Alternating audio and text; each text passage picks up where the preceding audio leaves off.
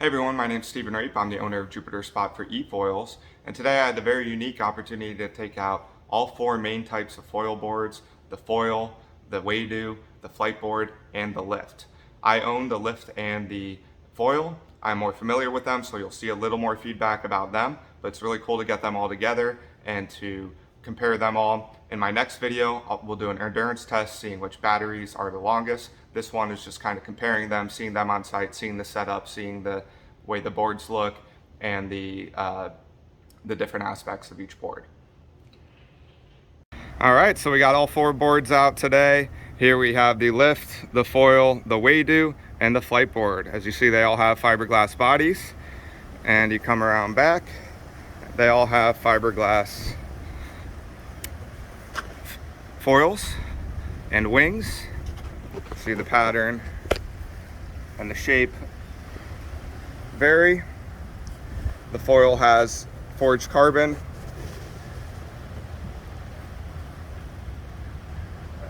and the lift has the pattern. So here's the two different controllers. Lift slides on like that, powers on like this. Foil goes around your hand like this. As you see, foil has a full color display. Once it comes on, it shows miles per hour, has a safety lock, and shows the battery. Lift has the different buttons to show different gears versus battery life, and the plus and minus buttons to do different power levels with the foil. It's a double click or a click forward. And here's a quick video of the Fliteboard remote. As you can see, it's quite smaller and no color screen. All right, so we popped in the foil battery, just placing it in here. And all you do is, we have one connector cord, gold lining on them to keep from corrosion. All you do is line it up with the arrow, plug it in, screw it in squarely, and voila, it's good to go. Alright, so here's the lift when you open it up. As you see, they have metal latches here.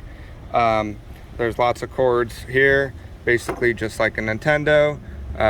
Green goes with green, yellow goes with yellow,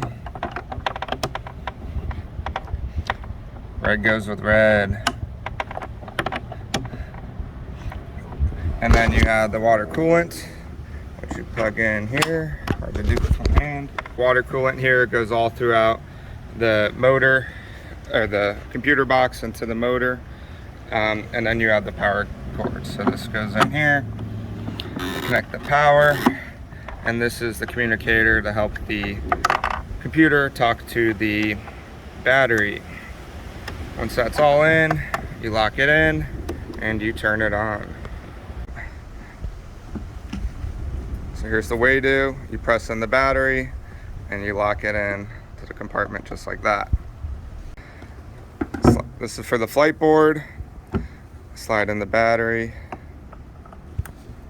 put some connectors in, and lock her up. So please excuse my apartment under construction, but here we have the foil battery. This is the extended range, 2.6 kilowatts. It's 20% bigger than the 2.1 of the lift battery. And here's the charger, same one you'll see with that comes with the lift battery, but this is much simpler. You just have the one cord with the gold-plated connectors, both on the battery and on the charger, and the connecting cord for the board. You just line it up,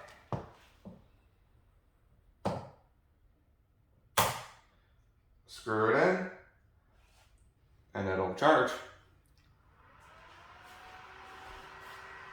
So here's the foil battery right next to the lift battery. As you can see, the foil battery has a metal casing around it. It's 20% bigger. It is 2.6 kilowatts, where the lift battery is 2.1. It's drop tested to 6 feet. It has a case closing to make it unlikelihood to have a fire. It does 50 amps per hour, 20% bigger than the lift battery. My favorite thing about it is you just take the remote just like this, and plug it into charge. So one last thing I wanted to do here, show you the comparisons of the foils and the motors of the lift and the foil. As you see, there are on both of them 4 spots just to connect it to the board, and the cords that are connected to the mast. As you saw in the setup, the lift has 3 different connecting cables and the water coolant that goes down into the motor, and the motor is right here, and here's where the water comes out.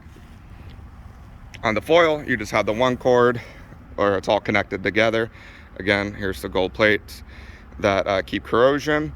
You have a really thick connecting part here, and then here you have the mast. And the most interesting thing about this is there's no water coolant, and you have these gills here that are in the powertrain, and that's what keeps the motor cool.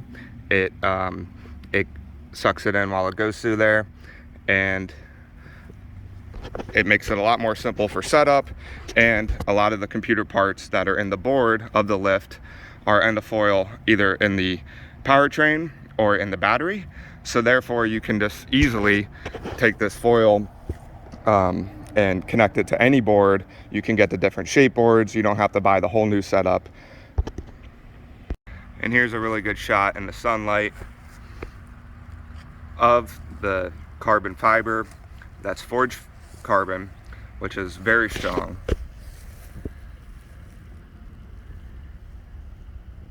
On the foil board. All right, so as you see how the boards kind of line up to each other, there's definitely some similarities, but a lot of differences as well. The last thing I wanted to talk about was the prices. So we have the most expensive is the Fliteboard. They go for about $13,400, and then there's the shipping to get them to to the US if you live there. They are made in Australia. Lift is about $12,500. The Waydoo you can get starting at $7,400. And my favorite thing about the foil is that it starts at $7,000. And then of course you can upgrade it, but even getting all the upgrades, it's about $10,000, and you can finance it.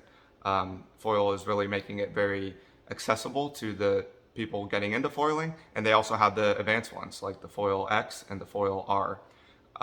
So if you are interested in getting a foil, I do sell them at jupiterspot.com. You can contact me through the link. And next video, we're going to show the endurance test, which is one of the best aspects of the foil, is that it actually has the biggest battery of them all.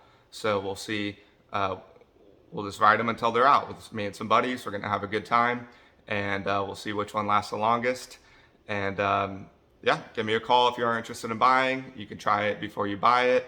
And if you order through me, you get a free carrying case. So I'll put my contact info below, and I'll see you on the water next time.